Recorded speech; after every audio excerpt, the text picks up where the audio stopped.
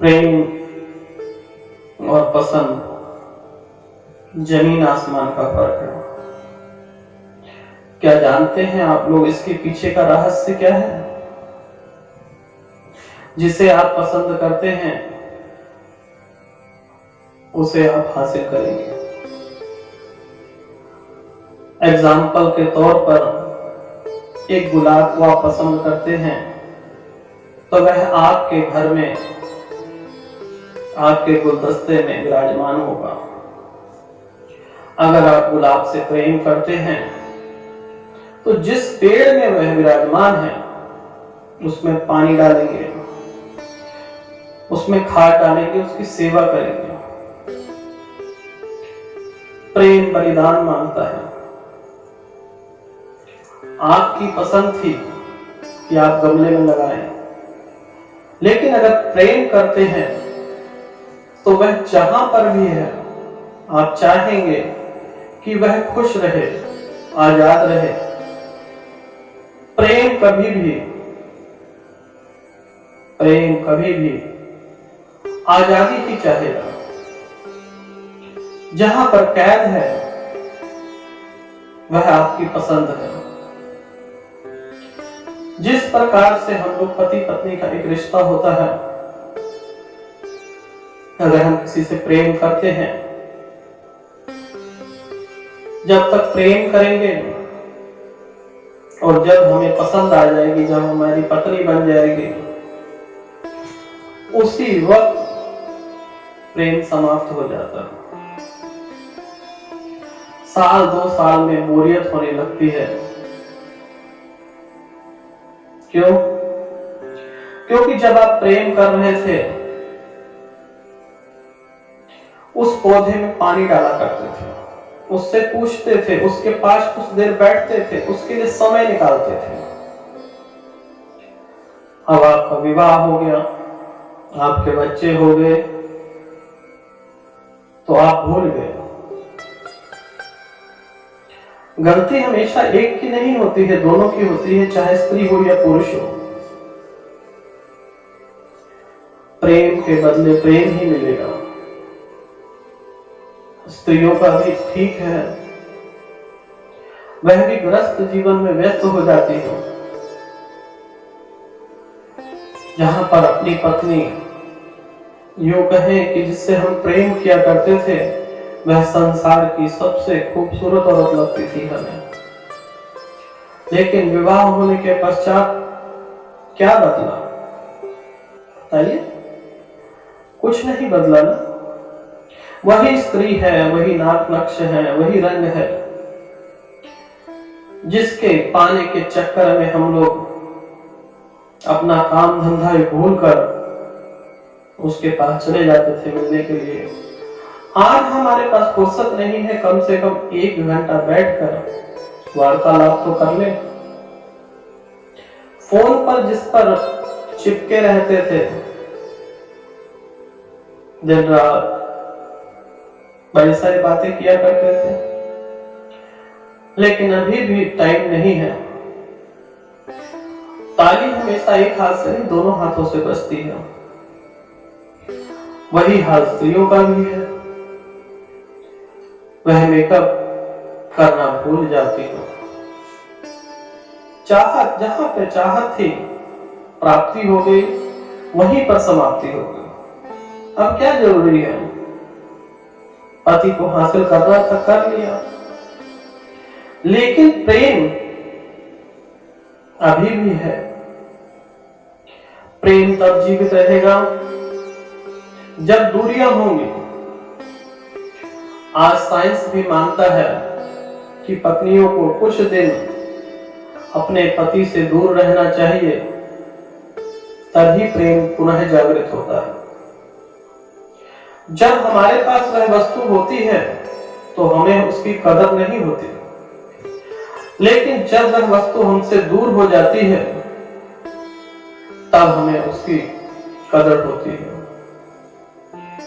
प्रेम में सारा संसार भाग रहा है। इसी तरह हम जीवन में भी भटक रहे हैं।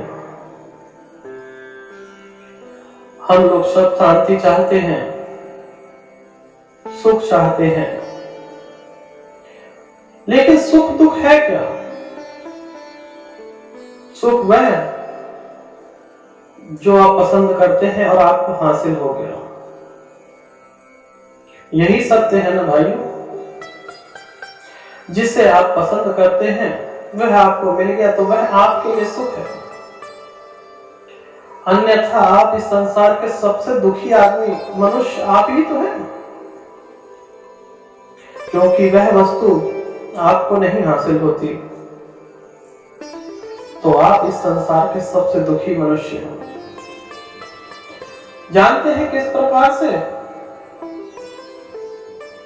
एक बार एक मनुष्य चाहता है कि मुझे बड़ी गाड़ी मिले,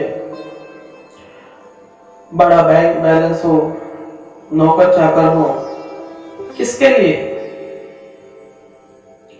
दिखावे के लिए। हमेशा ऊपर सोचते हो। सुख जब मिलेगा जहां पर संतुष्टि हो। जो भी आपके जीवन में है, पत्नी में कुछ नहीं बदला, चाहत अब आपकी बदल गई, आपने उस चीज को हासिल कर लिया। अब आपकी चाहत है कि इसकी नाक टेढ़ी है, इसका रंग काला है, गोरा है। जब आपने विवाह किया था, जब प्रेम किया था, तब भी तो वह वही थी। लेकिन आपकी चाहत कभी खत्म ना होगी। आज आपने इस चीज को चाहा है, कल हो सकता है और बढ़िया आ जाए। आप अपने जीवन को एक मोबाइल की तरह समझते हैं। जिस प्रकार से मोबाइल आप लोग साल 2 साल में चेंज कर लिया करते हैं, उसी प्रकार से चाहते हैं कि जीवन में सारे संबंध भी चेंज हो जाए। यह मुमकिन नहीं है।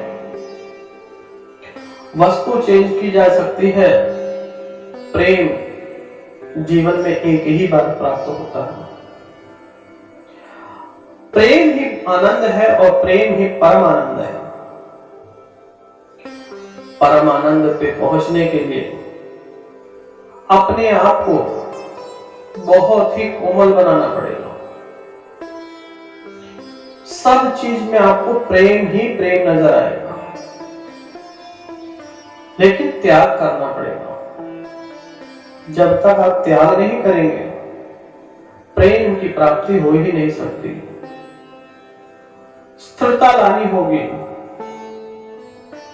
विचारों को शांत करना होगा, तब जाके आपको शांति प्रदान होगा। विचार आपके नया रूप ले रहे हैं, रोज ही रोज आपको आप चाहेंगे कि आज मुझे कुछ नया मिले, यही सुख है मेरे लिए। लेकिन कभी आपने ये देखा? हमेशा आप ऊपर ही देखते हैं, कभी नीचे भी देखिए कि आपसे नीचे भी कोई है। एक मां के 2 पुत्र होते हैं, जरूरी नहीं कि दोनों ही करोड़पति हो। अगर दोनों करोड़पति बन भी जाते हैं, तब भी एक नीचा एक ऊपर होता ही होता है। उसी प्रकार से जीवन भी है। हर एक मनुष्य को हर एक चीज नहीं हासिल हो सकती। अगर सभी सोचे कि हम सभी धार्मिक बन जाएं, तो अधार्मिक नहीं होंगे, तो समाज का बैलेंस कैसे होगा? सभी चाहें कि हम डॉक्टर बन जाएं, सभी चाहें कि हम वकील बन जाएं, सभी चाहें कि हम पुलिस वाले बन जाएं, तो मुजरिम कहां से होंगे? सत्य की राह बहुत ही कठोर है। सत्य की राह बहुत कठोर है, लेकिन कठिन नहीं है। आप चलना तो शुरू कीजिए। जब तक शून्य नहीं होंगे, शून्य का अर्थ है कि विचारों पर विराम कर लगाइए। विचार जो है एक बेल की तरह हैं, इनकी जड़ नहीं है। विचार कभी शांत होते ही नहीं है।